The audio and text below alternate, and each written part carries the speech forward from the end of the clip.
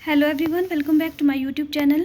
हम सरस्वती पांडे गोविंद पांडे की पुस्तक हिंदी भाषा एवं साहित्य का वस्तुनिष्ठ इतिहास पढ़ रहे हैं। अगर आपको मेरी वीडियो अच्छी लगे, वीडियो को लाइक करें, चैनल को सब्सक्राइब करें। पिछली वीडियो में हमने अपभ्रंश साहित्य के बारे में पढ़ा था। आज हम अपभ्रंश की रचनाओं के बारे में पढ़ेंगे। अपभ्रंश की रचनाएं: विजयपाल रासो, हमीर रासो, कीर्तिलता और कीर्ति पताका। देश भाषा काव्य की रचनाएं: खुमान रासो, विसलदेव रासो, पृथ्वीराज रासो, जयचंद्र प्रकाश, जयमंक चंद्रिका, परमाल रासो, आलह का मूल रूप, खुसरो की पहेलियाँ और विद्यापति पदावली। कीर्तिलता और कीर्ति पताका किसकी रचना है? विद्यापति की। आचार्य हजारी प्रसाद द्विवेदी ने आदिकाल के अंतर्गत 9 कवियों को शामिल किया है। हेमचंद्र गुजरात के सोलंकी राजा सिद्धराज जयसिंह और उनके भतीजे कुमारपाल के राज दरबार में रहते थे। आचार्य के व्याकरण का नाम सिद्ध हेमचंद्र शब्दानुशासन था। हेमचंद्र का व्याकरण सिद्ध हेम नाम से प्रसिद्ध हुआ। सिद्ध हेम में संस्कृत, प्राकृत और अपभ्रंश तीनों का समावेश किया गया है। हेमचंद्र प्रसिद्ध जैन आचार्य थे और उनका जन्म 1088 ईस्वी में हुआ। हेमचंद्र के अन्य पुस्तकों का नाम निम्न है: कुमारपाल चरित, योग शास्त्र, प्राकृत व्याकरण, छंदोनुशासन और देशी नाममाला कोश। हेमचंद्र को प्राकृत का पाणिनि माना जाता है। ये प्रश्न एग्जाम में पूछा जा सकता है कि हेमचंद्र को प्राकृत का पाणिनि किसे कहा जाता है? तो हेमचंद्र। अपने व्याकरण के उदाहरणों के लिए हेमचंद्र ने भट्टी के समान एक द्वयाश्रय काव्य की भी रचना की है।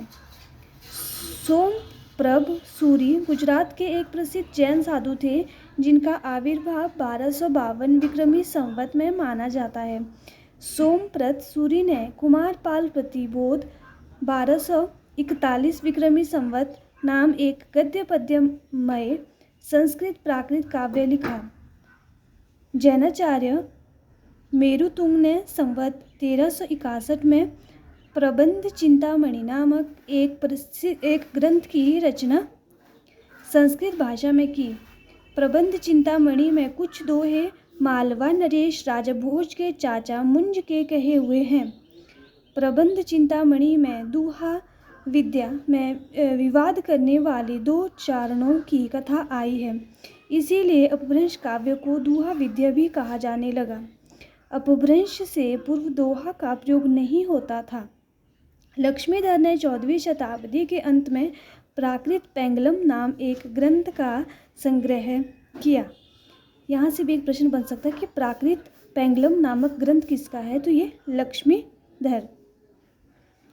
प्राकृत पेंगलम में विद्याधर, शारंगधर, जज्जल, बब्बर आदि कवियों की रचनाओं को संकलित किया गया है। प्राकृत पेंगलम में प्राकृत और अपभ्रंश छंदों की विवेचना की है। आगे देखते हैं। प्राकृत पेंगलम को प्राकृत पिंगल सूत्र भी कहा जाता है। प्राकृत पेंगलम की टीका बंशीधर नामक किसी विद्वान ने लिखा है। शारंगधर के अच्छे कवि और सूत्रकार थे। शारंगधर एक अच्छे कवि और सूत्रधार थे। शारंगधर ने शारंगधर पद्धति के नाम से एक सुभाषित संग्रह बनाया। शारंगधर पद्धति में बहुत से शाबर मंत्र और भाषा चित्र काव्य भी दिया गया है। आचार्य शुक्ल ने प्राकृत पेंगलम के कुछ छंद के आधार पर हमीर रासो ग्रंथ के अस्तित्व की कल्पना की, जिसका रचनाकार शारंगधर को बताया। राहुल सांकृत्यायन ने जज्जल नामक किसी कवि को इसका रचयिता घोषित किया। हजारी प्रसाद द्विवेदी का कथन है कि हमीर शब्द अमीर का विकृत रूप है, जो किसी पात्र का ना होकर एक विशेषण के रूप में प्रयुक्त हुआ है। शिवसिंह सेंगर के अनुसार चंद की औलाद में शारंगधर कवि हुए थे, जिन्होंने हमीर गौरा और हमीर काव्य भाषा में बनाया था। शारंगधर कृत शारंगधर पद्धति संस्कृत भाषा में लिखा एक पद्य कोश है, किंतु बीच बीच में देश भाषा के वाक्य भी आते हैं। श्री मलदेव राजा की प्रशंसा में शारंगधर पद्धति में श्रीकंठ पंडित का संग्रहित यह श्लोक उल्लेख योग्य है। डॉक्टर बच्चन सिंह ने अनुमान व्यक्त किया है कि शारंगधर कुंडलीय छंद के प्रथम प्रयोक्ता हैं। तो आज हमने अपभ्रंश साहित्य की रचनाओं के बारे में पढ़ा।